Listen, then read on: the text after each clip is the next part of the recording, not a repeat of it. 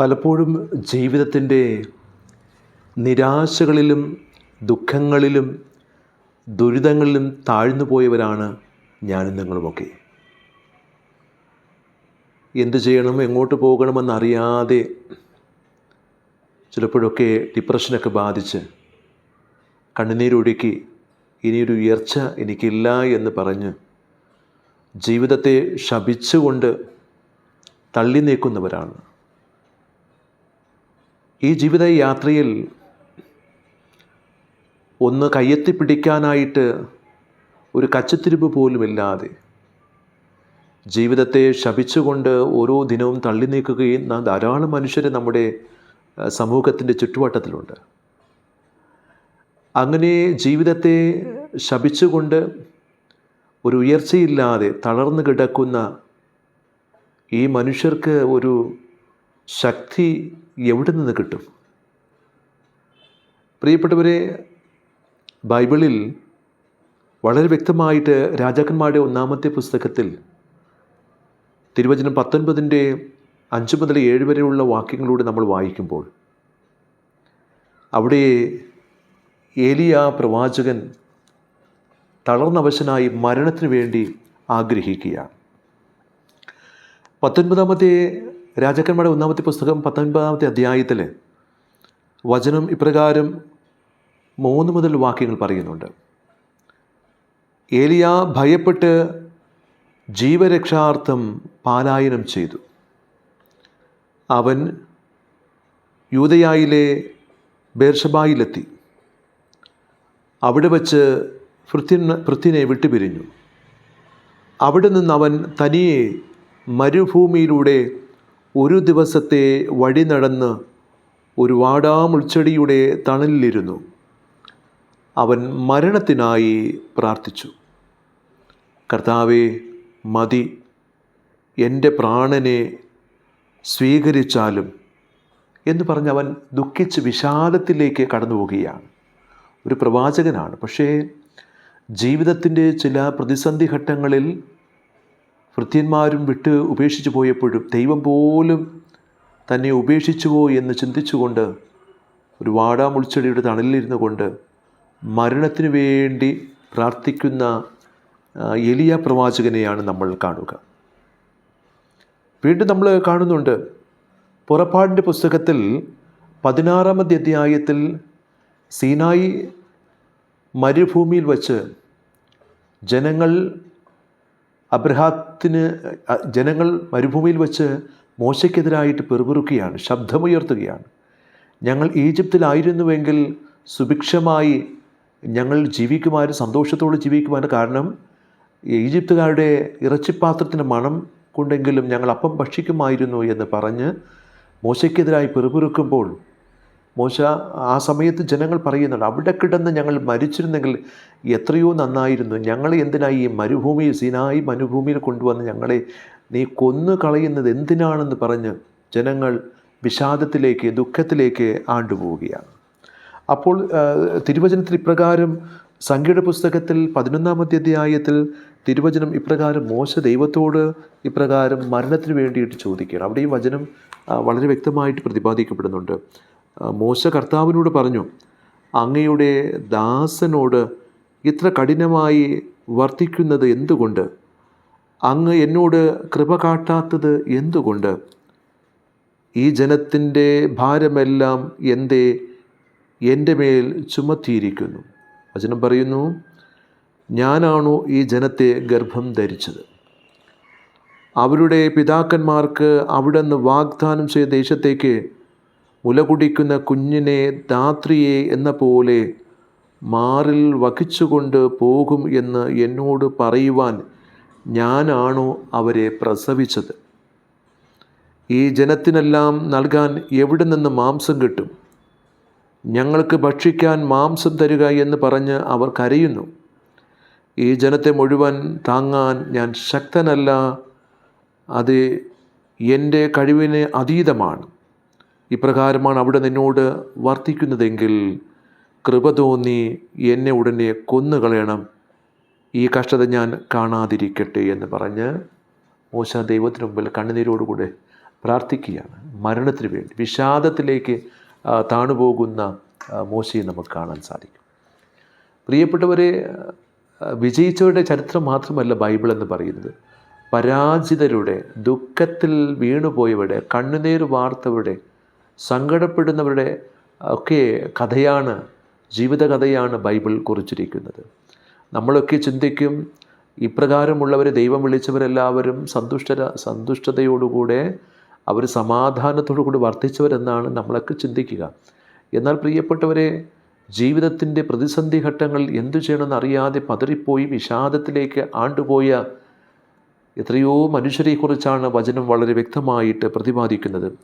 വീണ്ടും ജോബിൻ്റെ പുസ്തകത്തിൽ ജോബും ഇപ്രകാരം പ്രാർത്ഥിക്കുന്നു. 3-ാമത്തെ അധ്യായത്തിൽ വചനം 11-ാമത്തെ വാക്യം പറയുന്നു, ഞാൻ അമ്മയുടെ ഗർഭപാത്രത്തിൽ വച്ച് മരിച്ചിരുന്നെങ്കിൽ എത്രയോ നന്നായിരുന്നു എന്ന് പറഞ്ഞ് വിഷാദത്തിലേക്ക് ആണ്ടുപോകുന്ന ജോബിനെയും നമ്മൾ, നീതിമാനായ ജോബിനെയും നമ്മൾ കാണുന്നുണ്ട്.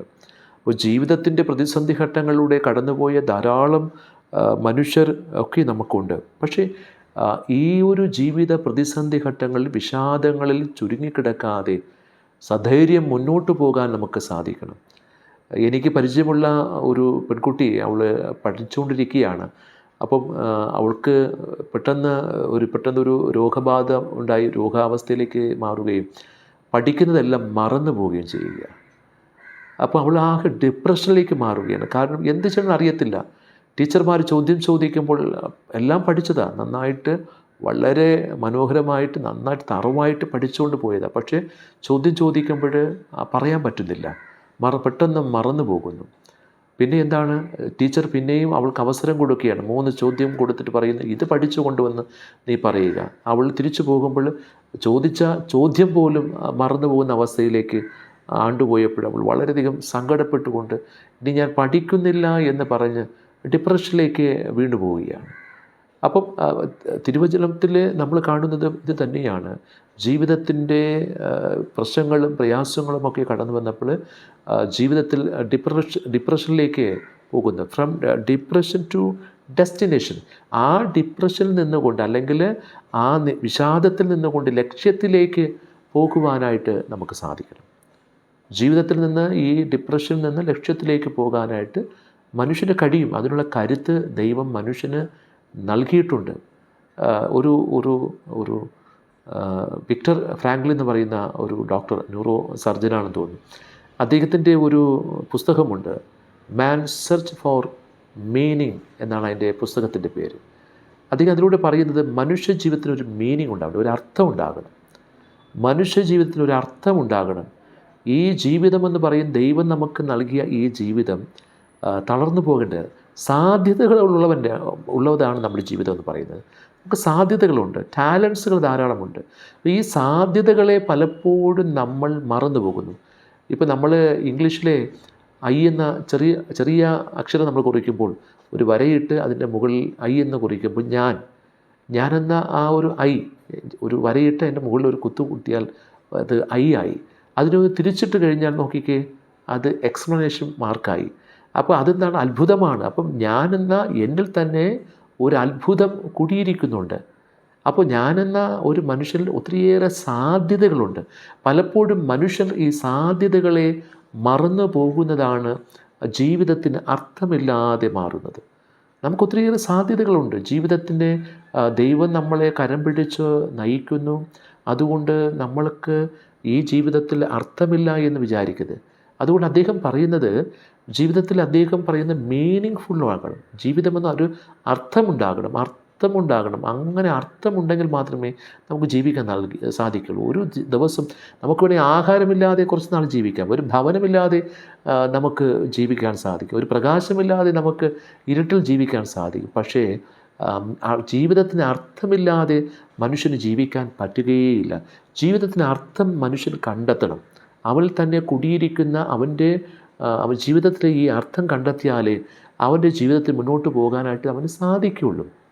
അപ്പോൾ അതുകൊണ്ട് അദ്ദേഹത്തിൻ്റെ ജീവിതത്തിൽ ഒത്തിരിയേറെ വിഷാദത്തിലേക്ക് കടന്നുപോയ ഒരു മനുഷ്യരായിരുന്നു. കാരണം അദ്ദേഹത്തിന് ഒരു ജൂതനായിരുന്നു. ഈ വിക്ടർ വിക്ടർ ഫ്രാങ്ക്ലിൻ എന്ന് പറയുന്ന ഈ മനുഷ്യനൊരു ജൂതനായിരുന്നു.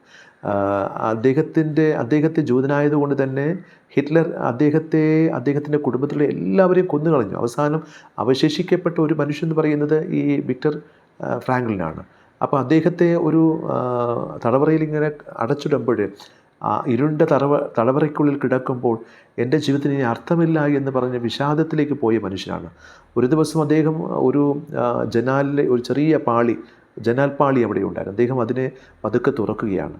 അദ്ദേഹം തുറന്നപ്പോൾ പുറത്തുള്ള വെട്ടം, ആ വെട്ടം കണ്ടപ്പോൾ അവിടെയെല്ലാം ഒരു തകർന്ന് തരിപ്പണമായി കിടക്കുന്ന ആ ഭൂമിയിൽ എല്ലാം തകർന്നു കിടക്കുകയാണ്. അവിടെയെല്ലാം ഒരു മരവിപ്പ് പോലെ, ഒന്നും പ്രതീക്ഷയില്ലാത്ത എല്ലാം ഇങ്ങനെ ചെടികളെല്ലാം ഇങ്ങനെ വരണ്ടുണങ്ങി കിടക്കുന്ന ഒരു മരുഭൂമിയിലെ ഒരു അനുഭവമായിട്ട് മാറുകയാണ്. അദ്ദേഹം പെട്ടെന്ന് തന്നെ ആ ജനലിൻ്റെ പാളി കൊട്ടിയടയ്ക്കുകയാണ്. വീണ്ടും ഒരാഴ്ച കഴിഞ്ഞപ്പോൾ അദ്ദേഹം വീണ്ടും ആ പാളി ഒന്ന് തുറന്നു നോക്കുമ്പോൾ പ്രതീക്ഷ കൊടുക്കുന്ന അവിടെ ചെടികൾ വളർന്നു നിൽക്കുന്നു, പുല്ലുകൾ വളർന്നു നിൽക്കുകയാണ്. നല്ല ശാന്തമായ അന്തരീക്ഷമാണ്, പ്രകാശം ഇങ്ങനെ ചിതറി നിൽക്കുകയാണ്. അപ്പോൾ ആ മനുഷ്യൻ്റെ ജീവിതത്തിൽ പ്രതീക്ഷയുണ്ടാവുകയാണ്. അദ്ദേഹത്തിൻ്റെ മനസ്സിൽ തോന്നി, വരണ്ടുണങ്ങിക്കിടന്ന ആ ഭൂമിയിൽ വെള്ളത്തിൻ്റെ നനവ് പറ്റിയപ്പോൾ ആ ചെടികൾ ഉയർത്തു വന്നു എങ്കിൽ തൻ്റെയും ജീവിതത്തിൽ ഇതുപോലെ വരണ്ട ഈ ജീവിതത്തിൽ, നിരാശപ്പെട്ട് കിടക്കുന്ന ജീവിതത്തിൽ, അന്ധകാരത്തിൽ ആണ്ടുകിടക്കുന്ന ഈ ജീവിതത്തിൽ ഈ പ്രകാശം കടന്നു വന്ന് ഈ ജലത്തുള്ളികൾ ഈ മണ്ണിലേക്ക് വീണ് ചെടികൾ പൊട്ടിമുളച്ച് കടന്നു വരുന്നത് പോലെ എൻ്റെ പ്രത്യാശയുടെ ഒരു ജീവിതം എനിക്കുണ്ട് എന്നുള്ള തോന്നലുണ്ടായപ്പോൾ അദ്ദേഹം അവിടെ നിന്നുകൊണ്ട് ആ പ്രതീക്ഷകളുള്ള ഒരു ജീവിതത്തിനൊരു അർത്ഥമുണ്ടെന്നും തനിക്ക് ഒരു പ്രതീക്ഷയുടെ ഒരു ജീവിതമുണ്ടെന്നുമുള്ള ബോധ്യമുണ്ടായപ്പോൾ പ്രിയപ്പെട്ടവർ അദ്ദേഹം അതിന് ആ പ്രതീക്ഷ കൈവരിക്കുവാനായിട്ട് സാധിച്ചു. നമ്മുടെ ജീവിതത്തിലും ചെയ്യേണ്ട ഒരു കാര്യം തന്നെയാണ്. നമ്മുടെ ജീവിതം വരണ്ടുണങ്ങിയ ജീവിതമല്ല. ചിലപ്പോഴൊക്കെ വിഷാദങ്ങളും ദുഃഖങ്ങളും ദുരിതങ്ങളുമൊക്കെ ജീവിതത്തിൽ കടന്നു വരാം.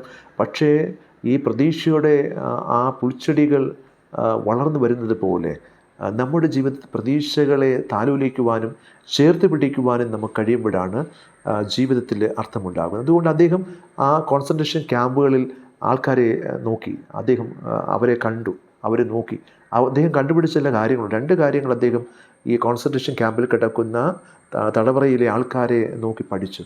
കുറച്ചു പേർക്ക് പ്രതീക്ഷയില്ലാതെ മുരടിച്ച് ജീവിതം ഒരു കഷ്ടമാണ്, നഷ്ടമാണ് എന്ന് ചിന്തിച്ച് ജീവിച്ച മനുഷ്യരും, ഇനിയൊരു പ്രതീക്ഷ എനിക്കുണ്ട്, നാളെ ഇതിൽ നിന്ന് പുറത്തേക്ക് വന്നാൽ എനിക്ക് ജീവിക്കാൻ ഒരർത്ഥമുണ്ട്, എൻ്റെ ജീവിതത്തിന് ഒരർത്ഥമുണ്ടെന്ന് പ്രതീക്ഷയോടെ കാത്തിരുന്ന, പ്രത്യാശയോടെ ജീവിച്ച മനുഷ്യരെയും കണ്ടു. അവർ പുറത്തു വന്നപ്പോൾ ഈ പ്രതീക്ഷ ഉള്ളവർ തീർച്ചയായിട്ടും അധികമായിട്ട് അവർ വളരുകയും സന്തോഷത്തോടുകൂടെ ജീവിതം ആസ്വദിക്കുകയും ചെയ്തപ്പോൾ ഈ ജീവിതത്തിൻ്റെ തടവറയിൽ കിടന്ന് നിരാശയിൽ ആണ്ടുപോയി പ്രത്യാശയില്ലാതെ ജീവിച്ചവൻ അവൻ തളർന്ന് അവശതയിലേക്ക് പോയി എന്നാണ് അദ്ദേഹം തൻ്റെ ഈ മാൻ സെർച്ച് ഫോർ മീനിങ് എന്ന ആ പുസ്തകത്തിലൂടെ കുറിച്ച് വച്ചിരിക്കുക. അപ്പോൾ പ്രിയപ്പെട്ടവരെ, ജീവിതത്തിന് അർത്ഥമുണ്ട്. ജീവിതത്തിൻ്റെ പ്രതീക്ഷയോടുകൂടെ കാത്തിരിക്കുന്നവന് മാത്രമേ, പ്രതീക്ഷയുള്ളവന് മാത്രമേ ജീവിതത്തെ, ഇന്നത്തെ ദുഃഖങ്ങളെ മറികടക്കാനായിട്ട് സാധിക്കുകയുള്ളൂ. അതുകൊണ്ട് ഇതിൽ നിന്നൊരു പ്രതീക്ഷയില്ല, ഇനിയൊരു രക്ഷയില്ല എന്ന് പറഞ്ഞ് നാം അങ്ങനെ കിടന്നാൽ ഈ ജീവിതത്തിൽ ഇങ്ങനെ തന്നെ കിടക്കാനേ നമുക്ക് സാധിക്കുള്ളൂ. അതുകൊണ്ട് ഫ്രം ഡിപ്രഷൻ ടു ഡെസ്റ്റിനേഷൻ, നിൻ്റെ വിഷാദത്തിൽ നിന്ന് ലക്ഷ്യത്തിലേക്ക് കുതിച്ചു പായുവാൻ എനിക്കും നിനക്കും കഴിയുമ്പോഴാണ് ജീവിതത്തിൽ അർത്ഥമുണ്ടാകുന്നത്. മദർ തെരേസയെക്കുറിച്ച് എഴുതിയിട്ടുള്ളൊരു പുസ്തകമുണ്ട്. ആ പുസ്തകത്തിൻ്റെ ടൈറ്റിൽ ഇങ്ങനെയാണ്, സംതിങ് ബ്യൂട്ടിഫുൾ ഫോർ ഗോഡ്.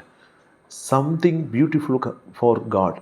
നമ്മൾ ഈ ലോക ജീവിതത്തിൽ എന്തെങ്കിലുമൊക്കെ ചെയ്താലേ നമുക്ക് ജീവിതത്തിൽ മുന്നോട്ട് പോകാൻ സാധിക്കും. ദൈവം നമ്മളെ ഇവിടെ സൃഷ്ടിച്ചിരിക്കുന്നത് വെറുതെ ഇങ്ങനെ സൃഷ്ടിച്ചിരിക്കുന്നത് ഇങ്ങനെ ജീവിച്ച് തിന്ന് കുടിച്ച് ഈ ലോകത്തോട് ചേർന്ന് പോകാൻ, മണ്ണിനോട് ചേർന്ന് പോകാനല്ല. Something beautiful for God. ദൈവത്തിന് വേണ്ടി നിൻ്റെ ജീവിതം മനോഹരമാക്കുവാൻ നിനക്ക് കഴിയണം, നിൻ്റെ ഈ എളിയ ജീവിതം കൊണ്ട്. മദർ തെരേസ എന്ന് പറയുന്ന സാധാരണപ്പെട്ട ഒരു കന്യാസ്ത്രീ തൻ്റെ ജീവിതം കൊണ്ട് ഈ ലോകത്തിൻ്റെ നെറുകയിൽ വിശുദ്ധിയുടെ മകുടം ചൂടുവാൻ, പാവപ്പെട്ട മനുഷ്യർ ക്രിസ്തുവിനെ കാട്ടിക്കൊടുക്കുവാനായിട്ട് അവൾക്ക് സാധിച്ചുവെങ്കിൽ പ്രിയപ്പെട്ടവരെ, സംതിങ് ബ്യൂട്ടിഫുൾ ഫോർ ഗാഡ്. നിൻ്റെ ഈ ജീവിതം കൊണ്ട് നന്മകൾ ചെയ്താൽ തീർച്ചയായിട്ടും നിനക്കും ഇപ്രകാരം ദൈവത്തിന് മുമ്പിൽ എന്തെങ്കിലുമൊക്കെ ഒരു മനോഹാരിത ജീവിതം കൊണ്ട് നിനക്ക് തീർക്കുവാനായിട്ട് സാധിക്കും. അതുകൊണ്ട് എൻ്റെ ജീവിതം ഒരു വിഷാദം ഉള്ള ജീവിതമാണ്, എനിക്കൊന്നിനും ഒരു കഴിവില്ല എന്ന് ചിന്തിച്ച് തളർന്നു പോകാതെ, എൻ്റെ ജീവിതം ദൈവം നൽകിയ ഒരു ജീവിതമാണ്, അതുകൊണ്ട് ഈ ജീവിതം കൊണ്ട് ഈ ലോകത്തിന് എന്തെങ്കിലും നന്മ ചെയ്യുവാൻ, ഈ എൻ്റെ ജീവിതം കൊണ്ട് എന്നിൽ തന്നെ അർത്ഥമുണ്ടാക്കുവാൻ എനിക്ക് കഴിയുമ്പോഴാണ് നമുക്ക് ഒത്തിരിയേറെ ഉയർച്ചയും വളർച്ചയുമൊക്കെ ഉണ്ടാകുന്നത്.